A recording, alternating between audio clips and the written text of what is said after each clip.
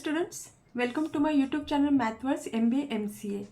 देखिए, आज मैं आपके लिए एग्जांपल लेके आई हूँ चांस बिगेम मेथड, और जिसको हम बोलते हैं मेथड ऑफ पेनाल्टी।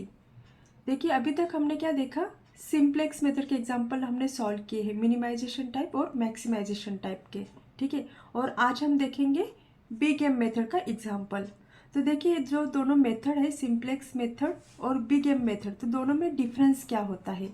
देखिए, सिंप्लेक्स मेथड में क्या होता है, जब हम जनरल फॉर्म से स्टैंडर्ड फॉर्म में कन्वर्ट करते हैं LPP को, तो वहाँ पे देखिए 3 टाइप के कंस्ट्रेंट्स होते हैं।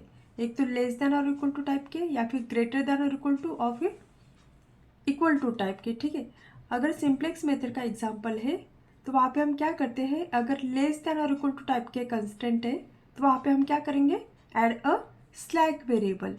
ठीक है, ग्रेटर देन और इक्वल टू टाइप के अगर कंस्टेंट है तो वहाँ पे हम क्या करेंगे, सब्सट्रैक्ट अ सरप्लस वेरिएबल।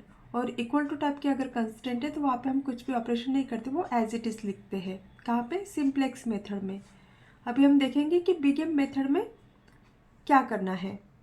अभी देखिए, बिगेम मेथड में to convert general to standard form, यहाँ पे देखिए अगर लेस देन और इक्वल टू टाइप के कंस्टेंट रहेंगे तो हमें क्या करना है, वहाँ पे ऐड अ स्लैक वेरिएबल। ठीक है, ग्रेटर दैन और इक्वल टू टाइप के अगर कंस्टेंट है तो वहाँ पे देखिए हमें क्या करना है, subtract a surplus variable and add an artificial variable. यहाँ पे हम क्या करते थे, सिर्फ सरप्लस वेरिएबल को सब्सट्रैक्ट करते थे, लेकिन यहाँ पे बिगेम मेथड में हम क्या करेंगे, सरप्लस वेरिएबल को सब्सट्रैक्ट भी करेंगे और आर्टिफिशियल वेरिएबल ऐड करेंगे। कौन से टाइप के कंस्टेंट में, ग्रेटर दैन और इक्वल टू टाइप के कंस्टेंट में। ठीक है, और यहाँ पे देखिए अगर इक्वल टू टाइप का कंस्टेंट है तो वहाँ पे हम क्या करेंगे, आर्टिफिशियल वेरिएबल को ऐड करेंगे।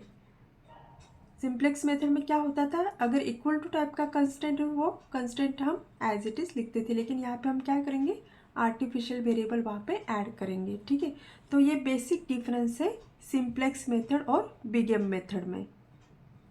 तो स्टूडेंट, अभी हम देखेंगे बिगेम मेथड का एग्जाम्पल स्टार्ट करने से पहले आप सबसे मेरी रिक्वेस्ट है, अगर आपने अभी तक मेरे चैनल को सब्सक्राइब नहीं किया है तो सब्सक्राइब कर लीजिए, और मेरा जो वीडियो है वो एंड तक देखिए। तो चलिए अपना एग्जाम्पल स्टार्ट करते हैं। देखिए, अपना जो ऑब्जेक्टिव फंक्शन है वो कौन से टाइप का है, मैक्सिमाइजेशन टाइप का है। देखिए एग्जाम्पल, यूज पेनाल्टी मेथड बोलेंगे या फिर बोलेंगे उसको बिगेम मेथड। ठीक है, use penalty method to solve maximize z is equal to x1 minus x2 plus 3x3 subject to, यहाँ पे देखिए अभी कितने कंस्टेंट है, 1 2 3 कंस्टेंट दिए हैं, x1 plus x2 less than और इक्वल टू 20। सेकेंड कंस्टेंट देखिए x1 plus x3 is equal to 5, और थर्ड कंस्टेंट है x2 plus x3 greater than और इक्वल टू 10। तो यहाँ पे देखिए तीनों टाइप के कंस्टेंट आपको मिल जाएंगे, लेस देन और इक्वल टू और ग्रेटर देन और इक्वल टू टाइप के कंस्टेंट है। ठीक है, अभी यहाँ पे सवाल ये है कि हम पेनाल्टी मेथड यूज क्यों करते हैं। ठीक है, तो हम देखेंगे कि सिंप्लेक्स मेथड यूज करने के बाद यहाँ पे हमें क्या मिल रहा है सॉल्यूशन। अभी देखिए, अगर सेम एग्जांपल हम सिंप्लेक्स मेथड यूज करके अगर सॉल्व करते हैं तो हमें कैसे मिलेगा। देखिए, max z is equal to x1 minus x2 plus 3x3 subject to, देखिए फर्स्ट कंस्टेंट क्या है अपना, यहाँ पे देखिए x1 plus x2 less than और इक्वल टू 20, लेस देन और इक्वल टू 20 है, यानी कि यहाँ पे हमें क्या करना पड़ेगा, स्लैक वेरिएबल को ऐड करना पड़ेगा। तो हम इस कंस्टेंट को कैसे लिख सकते हैं, स्टैंडर्ड फॉर्म में, x1 plus x2 plus s1 is equal to 20, x1 plus x2 plus s1 is equal to 20। ये आ गया अपना फर्स्ट कंस्टेंट। सेकंड कंस्टेंट देखिए क्या है, x1 plus x3 is equal to 5। देखिए यहाँ पे इक्वल टू टाइप का कंस्टेंट है, इसलिए हम यहाँ पे कुछ भी ऐड नहीं करेंगे। अभी थर्ड कंस्टेंट देखिए, x2 plus x3 greater than और इक्वल टू 10 है, तो हम यहाँ पे कैसे लिखेंगे, x2 plus x3 minus s2, देखिए x2 plus x3 minus s2 is equal to 10। ठीक है, where x1, x2, x3, s1, s2 should be greater than और इक्वल टू 0 है। ठीक है, अभी हमें क्या निकालना है, इनिशियल बेसिक फिजिबल सॉल्यूशन निकालना है। इनिशियल बेसिक फिजिबल सॉल्यूशन कैसे निकालते हैं हम इनिशियल बेसिक फिजिबल सॉल्यूशन? यहाँ पे हम क्या करेंगे, देखिए x1 is equal to x2 is equal to x3 की वैल्यू हम क्या पुट करते हैं, 0 पुट करते हैं, तभी हम क्या निकालते हैं वहाँ पे इनिशियल बेसिक फिजिबल सॉल्यूशन निकालते हैं। अभी अपना फर्स्ट कंस्टेंट देखिए, x1 और x2 की वैल्यू 0 पुट करते हैं, तो फर्स्ट कंस्टेंट में हमें क्या मिल जाएगा, s1 इज इक्वल टू 20 मिल जाएगा। ठीक है, सेकंड कंस्टेंट में तो स्लैक वेरिएबल भी नहीं है और सरप्लस वेरिएबल भी नहीं है, तो वहाँ पे हम कुछ भी नहीं करेंगे, यहाँ पे तो मतलब 0 कास्ट रहेगी। ठीक है, और यहाँ पे थर्ड कंस्टेंट में देखिए x2 और x3 की वैल्यू 0 पुट करेंगे तो हमें क्या मिल जाएगा, minus s2 is equal to क्या मिलेगा, 10। देयरफॉर s2 की वैल्यू क्या मिल जाएगी हमें, -10 मिल जाएगी, बराबर। इनिशियल बेसिक फिजिबल सॉल्यूशन जब हम निकालते हैं, लेकिन अभी हमने देखा कि यहाँ पे क्या होने चाहिए, x1 जब हम स्टैंडर्ड फॉर्म में कन्वर्ट करते हैं LPP को, तो वहाँ पे क्या लिखते हैं, x1, x2, x3, s1, s2 should be greater than और इक्वल टू 0 होने चाहिए। लेकिन जब हम इनिशियल बेसिक फिजिबल सॉल्यूशन निकालते हैं, x1, x2, x3 की वैल्यू 0 पुट करते हैं, तो यहाँ पे देखिए हमें क्या मिल रहा है, s2 की वैल्यू क्या मिल रही है, नेगेटिव मिल रही है। यानी कि जो भी हमें सॉल्यूशन मिलेगा यहाँ पे सिंप्लेक्स मेथड यूज करने के बाद, तो वो क्या रहेगा, फिजिबल सॉल्यूशन नहीं रहेगा। इसीलिए हम यहाँ पे क्या करेंगे, बिग एम मेथड को यूज़ करेंगे इंस्टेड ऑफ सिंप्लेक्स मेथड। आ गया समझ में? ठीक है, यहाँ पे नेगेटिव वैल्यू है देखिए, और यहाँ पे कंडीशन क्या थी, ग्रेटर देन इक्वल टू 0 होना चाहिए। तो इसलिए हम यहाँ पे जो एग्जाम्पल है उसको किससे सॉल्व करेंगे, बिग एम मेथड से। तो इसीलिए इसको बोलते हैं मेथड ऑफ पेनाल्टी। अभी देखिए हमने क्या देखा, बिग एम मेथड में लेस देन और इक्वल टू टाइप का कंस्टेंट क्या करना है, स्लैक वेरिएबल ऐड करना है। ग्रेटर देन और इक्वल टू रहे तो सरप्लस वेरिएबल को सब्सट्रैक्ट करना है, आर्टिफिशियल वेरिएबल को ऐड करना है, और इक्वल टू टाइप का रहेगा तो क्या करेंगे, आर्टिफिशियल वेरिएबल ऐड करेंगे। ठीक है, तो चलिए अपना एग्जांपल हम सॉल्व करेंगे अभी बिग एम मेथड से। देखिए सबसे पहला स्टेप क्या है, अपने को अपना जो गिवन LPP है उसको हम कन्वर्ट करेंगे जनरल फॉर्म से स्टैंडर्ड फॉर्म में। तो कैसे कन्वर्ट करेंगे, देखिए convert into standard form. Maximize z is equal to क्या है अपना objective function, x1 minus x2 plus 3x3 subject to, यहाँ पे देखिए अभी कौन से टाइप का कंस्टेंट है, लेस देन और इक्वल टू, यानी कि हम क्या करेंगे यहाँ पे स्लैक वेरिएबल को ऐड करेंगे।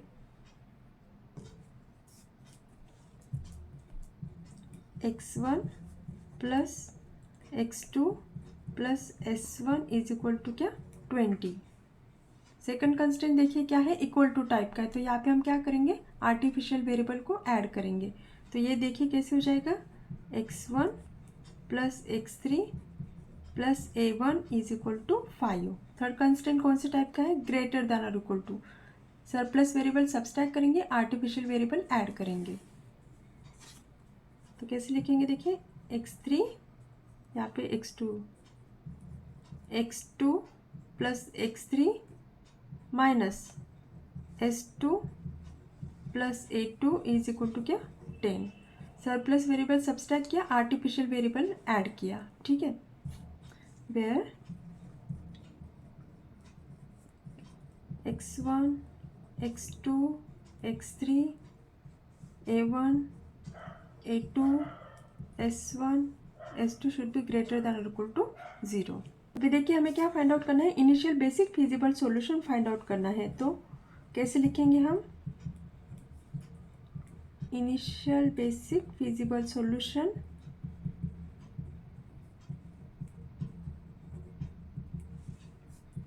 इज गिवन बाय,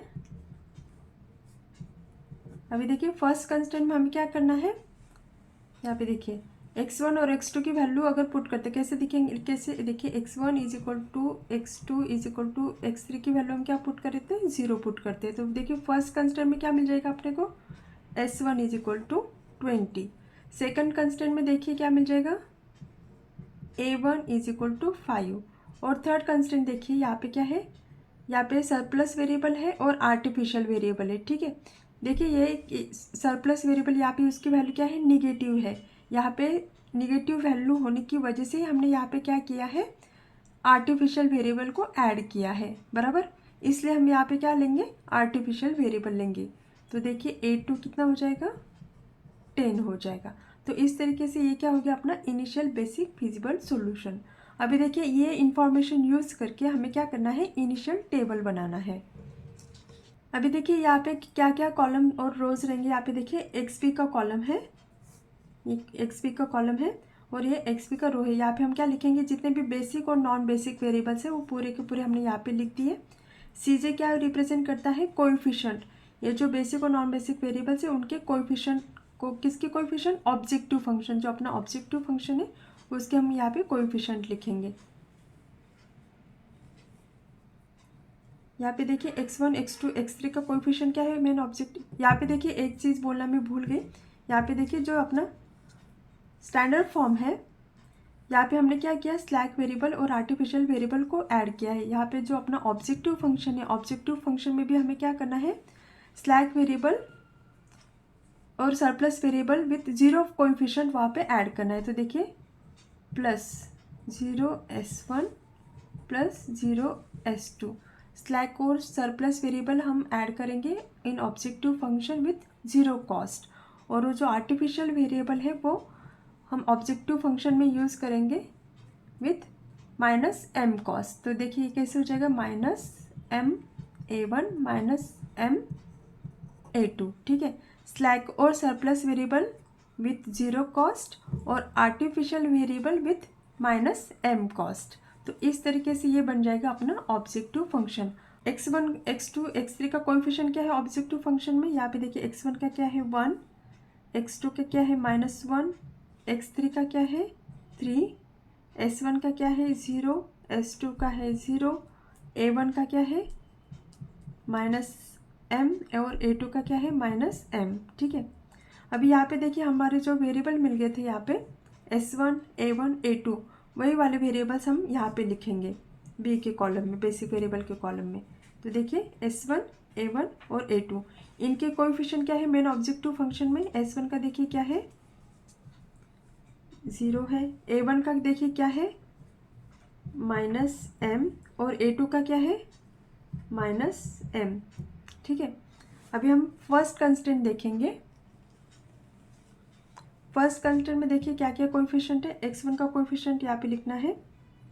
xp के कॉलम में हम यहाँ पे देखिए क्या लिखेंगे, ये जो कांस्टेंट के जो वैल्यूज है वो लिखेंगे। फर्स्ट कांस्टेंट का देखिए कितना है 20, सेकंड का क्या है 5, थर्ड का क्या है 10।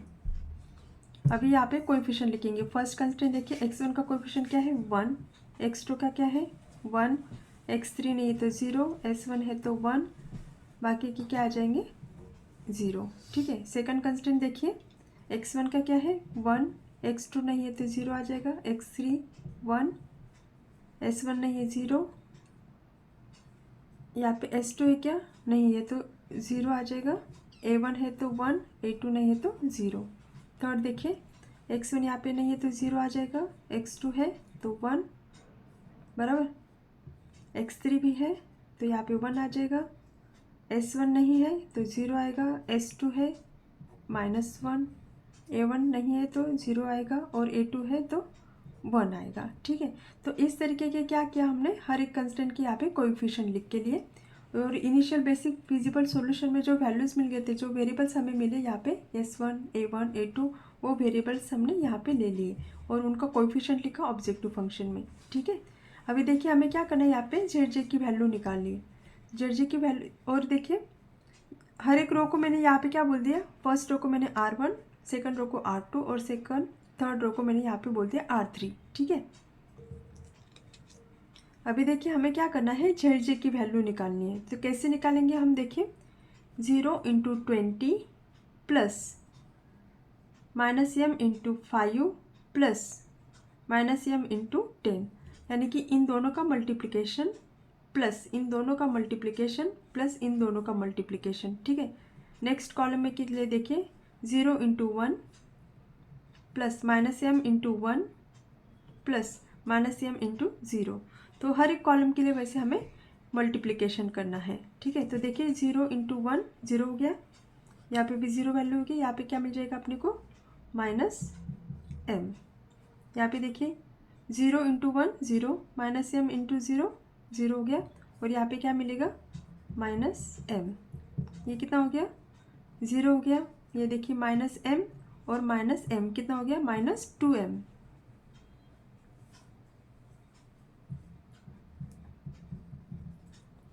ये कितना हो गया देखिए 0 इंटू 1 0, ये हो गया 0 और ये भी हो गया 0। यहाँ पे 0 0, यहाँ पे कितना हो जाएगा plus m, minus m into minus 1, तो ये हो गया प्लस m। 0 आ गया, ये कितना आ गया माइनस m। ये देखिए 0, ये भी आ गया 0, यहाँ पे कितना आ गया माइनस m। तो देखिए इस तरीके से हमने यहाँ पे क्या किया है ZJ की वैल्यू निकाल लिया। अभी देखिए हमें क्या निकालना है ZJ माइनस CJ निकालना है। ZJ की वैल्यू यहाँ पे है और CJ की वैल्यू देखिए यहाँ पे ऊपर लिखी है। ये क्या है, CJ क्या रिप्रेजेंट कर रहा है, ये जो जितने भी वेरिएबल्स हैं उनका कोएफिशिएंट फ्रॉम ऑब्जेक्टिव फंक्शन। तो माइनस m माइनस 1, देखिए कैसे लिखूँगी minus m minus 1 minus m minus minus 1, तो ये कितना हो जाएगा प्लस 1 हो जाएगा बराबर। यहाँ पे देखिए माइनस 2m माइनस 3, ये कितना हो जाएगा 0 हो जाएगा, ये कितना हो जाएगा m, ये कितना माइनस m प्लस m, तो 0 हो जाएगा माइनस m प्लस m कितना हो जाएगा 0 हो जाएगा। तो इस तरीके से हमने क्या निकाले यहाँ पे ZJ माइनस CJ की वैल्यू। अभी देखिए यहाँ पे हमें ऑप्टिमैलिटी की कंडीशन चेक करनी है। ऑप्टिमैलिटी के कंडीशन के अकॉर्डिंग यहाँ पे क्या होना चाहिए, ये जितने भी वैल्यूज़ मिले अपने को ZJ minus CJ that should be greater than और इक्वल टू 0 होने चाहिए। यहाँ पे देखिए ये इतने वैल्यू जो है वो पॉजिटिव और 0 है, लेकिन यहाँ पे आप देख सकते हो कि यहाँ पे 3 वैल्यू जो है वो निगेटिव मिल रही है, राइट। यानी कि जो ऑप्टिमैलिटी की कंडीशन है ZJ minus CJ should be greater than और इक्वल टू 0, तो वो कंडीशन यहाँ पे फुलफिल नहीं हो रही है।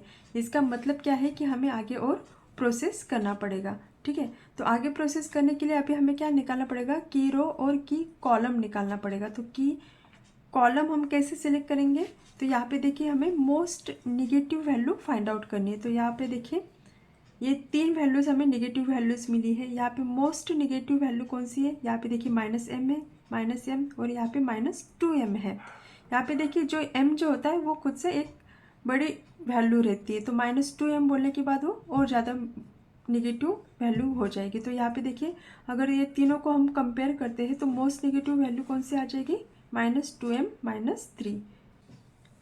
तो देखिए हम क्या करेंगे, इस कॉलम को सिलेक्ट करेंगे। कौन सा कॉलम है, ये x3 का कॉलम है। कौन सी वैल्यू हमने सिलेक्ट की यहाँ पे, मोस्ट निगेटिव वैल्यू।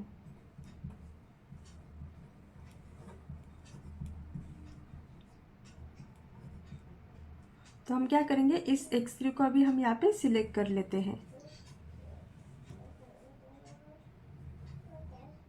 तो देखिए ये हमने यहाँ पे निकाल लिया की कॉलम। अभी हमें क्या निकालना है, की रो निकालना है। ठीक है, की रो कैसे निकालेंगे हम, यहाँ पे हमें मिनिमम रेशो फाइंड आउट करना है। तो कैसे फाइंड आउट करेंगे, देखिए कैलकुलेशन कैसे करेंगे, यहाँ पे XB डिवाइडेड बाय जो की कॉलम आया है उसको हम लेंगे। तो यहाँ पे की कॉलम कौन सा है अपना, x3 आई है। तो कैसे लिखेंगे हम, XB डिवाइडेड बाय x3, और x3 की वैल्यू क्या होनी चाहिए, शुड बी ग्रेटर देन 0 होनी चाहिए। ठीक है, तभी हम उस रो का उस पर्टिकुलर वैल्यू का कैलकुलेशन करेंगे। तो यहाँ पे देखिए XB क्या है 20 डिवाइडेड बाय 0, तो इन्फिनिटी आ जाएगा, तो उसको हम क्या करेंगे यहाँ पे डैश कर देंगे।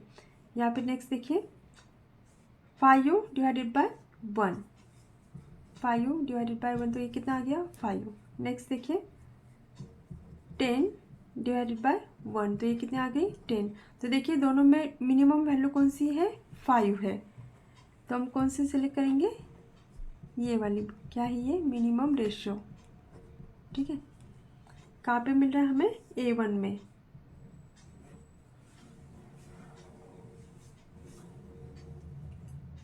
तो देखिए इस तरीके से x3 क्या है अपना एंटरिंग वेरिएबल है, और A1 क्या है अपना लिविंग वेरिएबल है।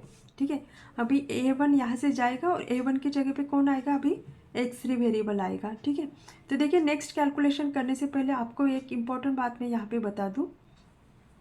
अभी यहाँ पे देखिए कौन कौन से वेरिएबल हमने लिए थे, S1, A1 और A2। यहाँ पे देखिए S1, A1 और A2। यहाँ पे देखिए S1 का क्या है वैल्यूज 1 0 0, A1 का देखिए 0 1 0 और A2 का देखिए 0 0 1। यानी कि S1, A1 और A2 यहाँ पे क्या फॉर्म कर रहे हैं, आइडेंटिटी मैट्रिक्स फॉर्म कर रहे हैं। ठीक है, अभी हमने यहाँ पे देखा कि अभी क्या है, A1 क्या है, लिविंग वेरिएबल है और उसकी जगह पे क्या आएगा, अभी x3 आएगा। ठीक है, तो यहाँ पे देखिए हमें क्या, यहाँ पे जो की एलिमेंट है, की एलिमेंट की वैल्यू क्या मिली अपने को, 1 मिली है। अभी यहाँ पे कौन आएगा, x3 आएगा। तो x3 की वैल्यू हमें क्या करनी है, अभी A1 की वैल्यू देखिए 0 1 0। तो इस तरीके से यहाँ पे हमें वैल्यूज़ लाने हैं, क्या बनाना है, यहाँ पे देखिए 0 1 0 किसकी वैल्यूज थे, लिविंग वेरिएबल के 0 1 0। तो यहाँ पे भी हमें क्या करना पड़ेगा 0 1 0। यहाँ पे देखिए 1 ऑलरेडी है, यहाँ पे 1 है, यहाँ पे भी 1 है, यहाँ पे 0 है, यहाँ पे भी 0 है। सिर्फ हमें कहाँ पे चेंज करना पड़ेगा, ये जो अपना रो है R3 यहाँ पे 1 है, तो यहाँ पे भी हमें क्या करना पड़ेगा, यहाँ पे देखिए 0 है, तो इस 1 को भी हमें क्या करना पड़ेगा, 0 बनाना पड़ेगा। ठीक है, तो अभी हम क्या करेंगे, इस तरीके से नया टेबल बनाते हैं सो दैट हमें यहाँ पे भी 1 मिल जाए। यहाँ पे देखिए 0 है तो ये फर्स्ट रो है वो एज इट इज़ आएगा, यहाँ पे 1 है तो ये भी एज इट इज़ वैल्यूज़ आएंगे और यहाँ पे सिर्फ हमें ऑपरेशन करना पड़ेगा। ठीक है, ये ऑपरेशन हम कैसे परफॉर्म करेंगे, इस रो के नए वाले वैल्यूज़ यूज़ करके ये ऑपरेशन हमें परफॉर्म करना है। तो देखिए यहाँ पे हमने क्यों ये कैलकुलेशन हम क्यों करें यहाँ पे, क्योंकि देखिए since sum of ZJ minus CJ less than और इक्वल टू 0। यहाँ पे देखिए ये कैलकुलेशन हमने क्यों किया, क्योंकि यहाँ पे हमें क्या मिला था, 3 वैल्यूज़ नेगेटिव मिले थे। यहाँ पे देखिए ZJ माइनस CJ की वैल्यूज़ हमें 3 वैल्यूज़ जो थे वो नेगेटिव मिल गई थी, यानी कि हम ऑप्टिमलिटी कंडीशन तक नहीं पहुँचे थे, इसलिए हमने ये कैलकुलेशन यहाँ पे किया है। तो वही चीज़ मैंने यहाँ पे लिखी है, since sum of ZJ minus CJ less than or equal to 0, the current feasible solution is not optimum, choose the most negative from ZJ minus CJ। तो हमने कौन सा वैल्यू सिलेक्ट किया यहाँ पे, -2m -3 की कॉलम के लिए। फॉर की row select the minimum ratio. तो यहाँ पे देखिए हमने मिनिमम रेशियो फाइंड आउट किया, XV डिवाइडेड बाय की कॉलम। तो इस तरीके से हमने कैलकुलेशन करने के बाद देखिए मिनिमम वैल्यू हमें क्या मिल गई, 5। तो ये हो गया अपना की रो। तो देखिए हम यहाँ पे लिखेंगे की एलिमेंट, यानी कि की रो और की कॉलम का जो इंटरसेक्शन पॉइंट रहता है उसको बोलते हैं हम की एलिमेंट। तो की एलिमेंट क्या हो गया अपना, 1 है। तो की एलिमेंट आ गया अपना 1। एंटरिंग वेरिएबल कौन सा है अभी अपना, x3। लिविंग वेरिएबल कौन सा है, A1।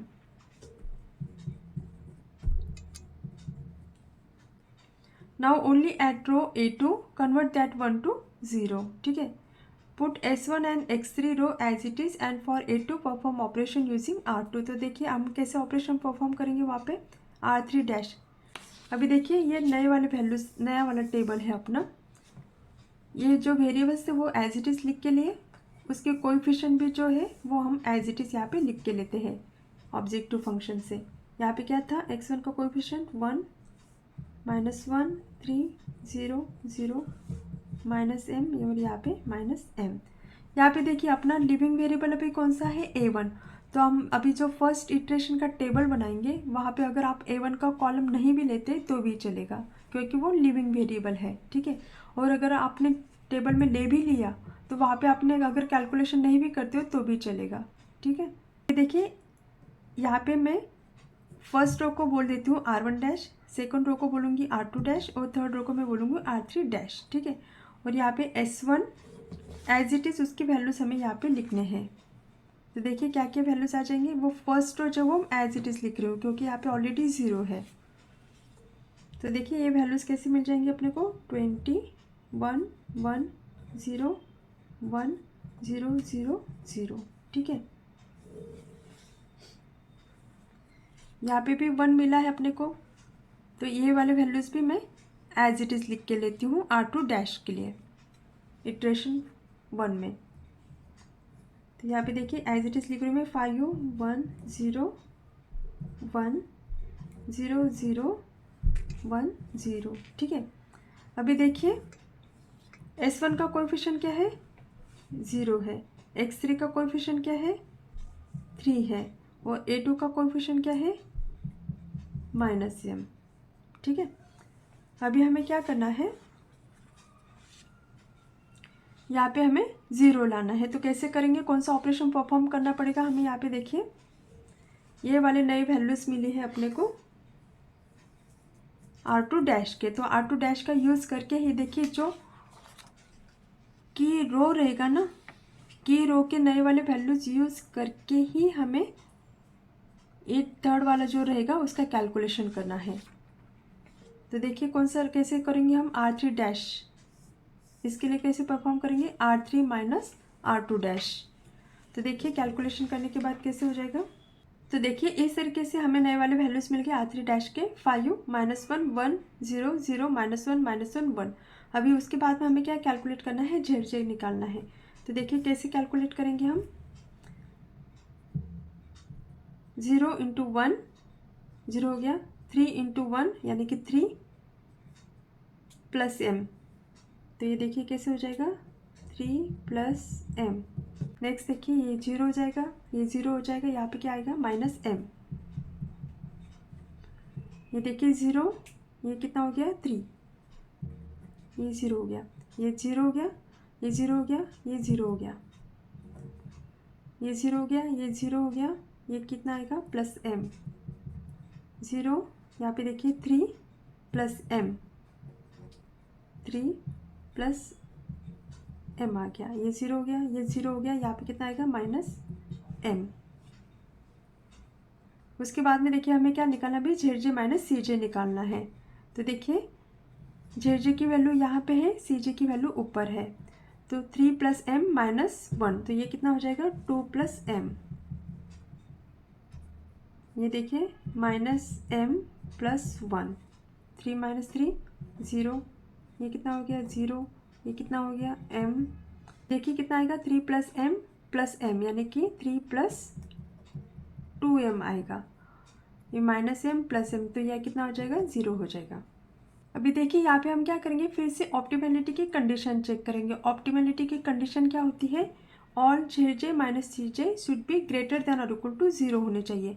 अभी आप यहाँ पे देख सकते हो ये वैल्यूज़ तो पूरे पॉजिटिव और 0 है, लेकिन यहाँ पे एक वैल्यू ऐसे है जो क्या मिल रही है, हमें निगेटिव मिल रही है, राइट। इसका मतलब है कि हम ऑप्टिमैलिटी तक अभी तक नहीं पहुँचे, तो हमें आगे और प्रोसेस करना पड़ेगा। तो आगे हम प्रोसेस कैसे करेंगे, यहाँ पे हमें की कॉलम सिलेक्ट करने के लिए क्या करना पड़ेगा, मोस्ट निगेटिव वैल्यू सिलेक्ट करनी पड़ेगी। यहाँ पे अभी हम देख सकते हैं ए की निगेटिव वैल्यू, तो हम क्या करेंगे, अभी इसको सिलेक्ट करेंगे मोस्ट निगेटिव।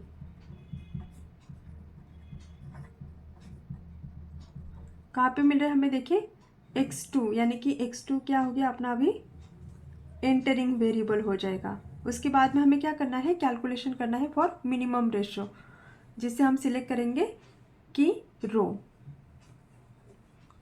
अभी देखिए फार्मूला क्या रहेगा उसका, XP डिवाइडेड बाय जो की कॉलम आएगा। अभी यहाँ पे की कॉलम क्या आया अपना, x2 है, और x2 क्या होना चाहिए, ग्रेटर देन 0 होना चाहिए, ठीक है। अभी देखिए 20 डिवाइडेड बाय 1 कितना आ गया, 20 आ गया। यहाँ पे देखिए 5 डिवाइडेड बाय 0, तो ये कितना हो गया, डैश कर लेंगे, और 5 डिवाइडेड बाय 1 यानी कि यहाँ पे कितना आएगा, 5। तो मिनिमम रेशो क्या आ गया अपना, यहाँ पे आ गया, राइट। तो हम अभी किसको सिलेक्ट करेंगे, A2 को सिलेक्ट करेंगे। तो अपना अभी लिविंग वेरिएबल कौन सा हो गया, A2 हो गया, और एंटरिंग वेरिएबल क्या हो गया, x2, और की एलिमेंट क्या हो गया, अभी 1 हो गया, ठीक है। अभी हम यहाँ पे फिर से देखेंगे, देखिए A2 की वैल्यूज़ क्या है, आप यहाँ पे देख सकते हो A2 की वैल्यूज़ क्या है, 0 0 1। तो ये सेम वैल्यूज़ अभी A2 की जगह पे कौन आएगा, x2 आएगा, ठीक है। तो ये जो कॉलम है वहाँ पे हमें कौन से वैल्यूज़ लानी पड़ेंगी, अभी 0 0 1, ठीक है। आगे समझिए, देखिए बहुत सिंपल स्टेप बता रही हूँ मैं आपको। जो लिविंग वेरिएबल है, लिविंग वेरिएबल जाएगा अभी यहाँ से, A2 जाएगा, उसकी जगह पे एंटरिंग वेरिएबल यानी कि x2 आएगा। तो इसके वेरिएबल यहाँ पे की कॉलम में अभी कौन से कैसे बनाएंगे, जो A2 के वेरिएबल रहेंगे ना, A2 की जो वैल्यूज़ रहेगी, यहाँ पे देखिए 0 0 1, तो उस तरीके से हमें यहाँ पे वैल्यूज़ लाने हैं। अभी आप देख सकते हो 0 0 1 करना है, तो यहाँ पे 1 है, ऑलरेडी 1 है, यहाँ पे 0, यहाँ पे भी 0 है, यहाँ पे 0, यहाँ पे 1 है। तो सिर्फ हमें ये जो नया वाला हम रो बनाएंगे R1 डबल डैश, तो सिर्फ यहाँ पे 1 की जगह पे हमें क्या लाना है, 0 लाना है बाय यूजिंग द, ये जो थर्ड वाला जो हम रो निकालेंगे R3 डबल डैश का, उसका यूज़ करके हमें यहाँ पे क्या करना है, इस रो में जो हम R1 डबल डैश की वैल्यूज़ निकालेंगे वहाँ पे हमें 0 लाना है। ठीक है, अभी देखिए यहाँ पे हम क्या लिखेंगे नए वाले टेबल में R3 डबल डैश, तो यहाँ पे देखिए 1 था A2 का, यहाँ पे भी 1 है, यहाँ पे 0, यहाँ पे भी 0, यानी कि R2 डबल डैश और R3 डबल डैश उनकी वैल्यू यहाँ पे सेम रहेगी। ठीक है, सिर्फ यहाँ पे A2 की जगह पे क्या आएगा, x2 आएगा और उसका कोएफिशिएंट यहाँ पे चेंज होगा। अभी यहाँ पे देखिए S1 का कोएफिशिएंट क्या है, 0 है, x3 का कोएफिशिएंट क्या है, 3 है, और x2 जो अपना नया एंटरिंग वेरिएबल है x2, उसका कोएफिशिएंट देखिए क्या है, -1। और नए वाले जो रो रहेंगे वहाँ पे हम बोलेंगे R1 double dash, R2 double dash और R3 डबल डैश। ठीक है, अभी R2 डबल डैश और R3 डबल डैश की जो वैल्यूज है हमने यहाँ पे एज इट इज़ लिखनी है। अभी यहाँ पे देखिए अपना एंटरिंग वेरिएबल कौन सा हो गया, एंटरिंग वेरिएबल कौन सा था अपना, अभी यहाँ पे x2 था, लिविंग वेरिएबल कौन सा था, A2, और की एलिमेंट क्या था, 1। ठीक है, यहाँ पे हमने वो R2 डैश और R3 डैश की वैल्यूज हमने एज इट इज़ लिख के लिए अभी कौन से रो के लिए कैलकुलेशन करना है, R1 डबल डैश। तो देखिए R1 डबल डैश का कैलकुलेशन हम कैसे करेंगे, यहाँ पे देखिए यहाँ पे हमें क्या लाना था, 0 लाना है, तो कैसे करेंगे हम,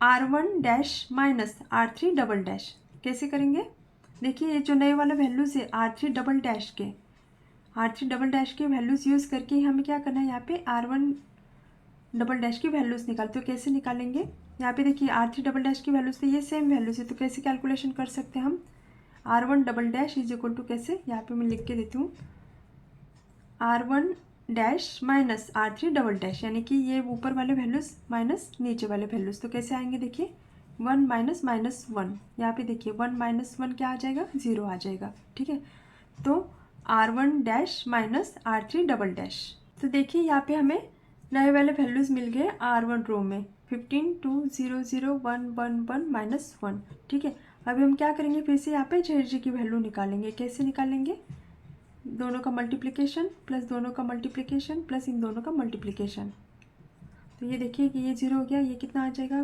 15 -5, यानी कि यहाँ पे कितना आ जाएगा, ये 10, 15 -5। ठीक है, यहाँ पे देखिए ये 0 हो गया, 3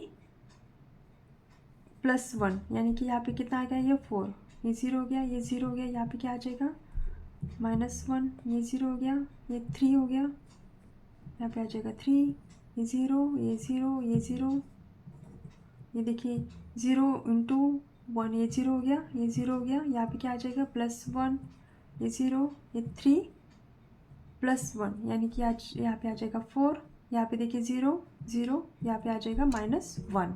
अभी देखिए उसके बाद में हम क्या निकालेंगे, ZJ माइनस CJ निकालेंगे, -1 + m, यानी कि देखिए इसको कैसे लिख सकते हैं हम, m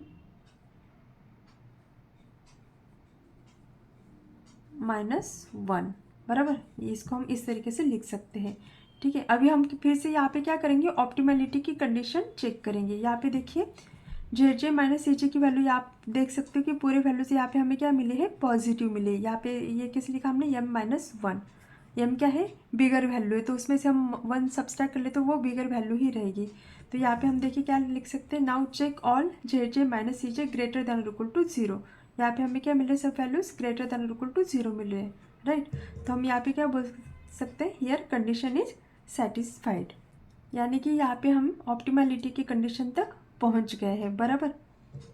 तो देखिए यहाँ पे हमें ऑप्टिमल सॉल्यूशन क्या मिला है, ये वैल्यूज़ जो मिले हमने अपने को 15 × 0 + 3 × 5 + -1 × 5, यानी कि यहाँ पे जो वैल्यूज़ मिले अपने को 10, ये क्या है, अपना ऑप्टिमल सॉल्यूशन है।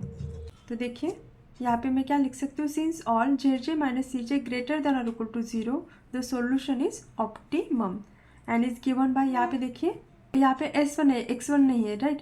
X3 की वैल्यू क्या है, 5 है, X2 की वैल्यू क्या है, 5 है, करें। n is given by x1 is equal to 0, x2 is equal to 5 और x3 इज इक्वल टू 5।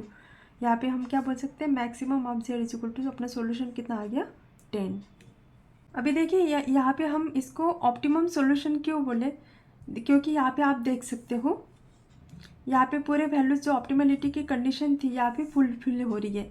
उसके पहले ये मतलब फाइनल सॉल्यूशन तो मैंने आपको बता दिया, लेकिन यहाँ पे हम बिग एम मेथड के मतलब कुछ रूल्स होते हैं, तो वो रूल्स अपने को यहाँ पे चेक करने रहते हैं। तो देखिए यहाँ पे फाइनल सॉल्यूशन जो हमने निकाला, उसके पहले आपको एक चीज़ में इंपॉर्टेंट चीज़ यहाँ पे बता दूँ। देखिए जब हम बिग एम मेथड यूज़ करते हैं तो वहाँ पे अलग अलग 3 कंडीशंस होते हैं, वो तीनों कंडीशंस अपने को चेक करनी रहती है, ठीक है। तो यहाँ पे देखिए तीनों कंडीशन मैं आपको बोल रही हूँ। Solve the modified LPP by simplex method until any one of the 3 cases में अराइज। अभी देखिए फर्स्ट केस कौन सी है, if no artificial variable appears in the basis and the optimality conditions are satisfied. अभी आप देख सकते हो कि यहाँ पे अपने को आर्टिफिशियल वेरिएबल एक भी नहीं मिला है, right. If no artificial variable appears in the basis and the optimality conditions are satisfied then current solution is an optimal basic feasible solution, right. तो यहाँ पे हमें क्या मिला है, ऑप्टिमलिटी की कंडीशन भी सॉल्व मतलब यहाँ पे मिल रही है अपने को, और आर्टिफिशियल वेरिएबल भी नहीं है।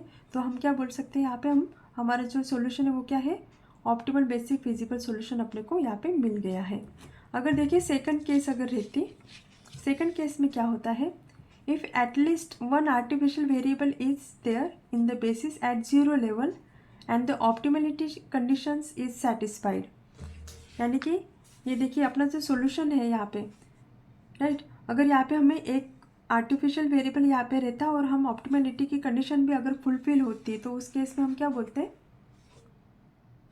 and the optimality conditions is satisfied then current solution is an optimal basic feasible solution. If at least one artificial variable is appear in the basis at positive level and optimality conditions are satisfied then original problem has no feasible solution.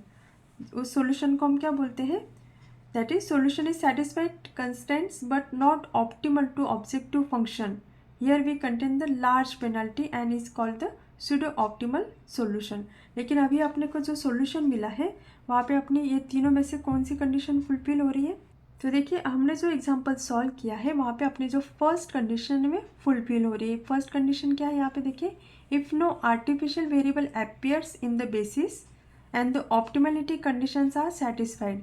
यानी कि यहाँ पे अपने solution में artificial variable भी नहीं आ रहा है और अपने को मतलब ऑप्टिमलिटी की कंडीशन भी अपनी फुलफिल हो रही है, राइट। तो हम यहाँ पे क्या बोल सकते हैं, the current solution is an optimal basic feasible solution. आगे समझ में। तो देखिए इस तरीके से हम बिग एम मेथड यूज़ करके अपना एग्जांपल सॉल्व कर सकते हैं। आई होप कि आपको एग्जांपल समझ में आया होगा।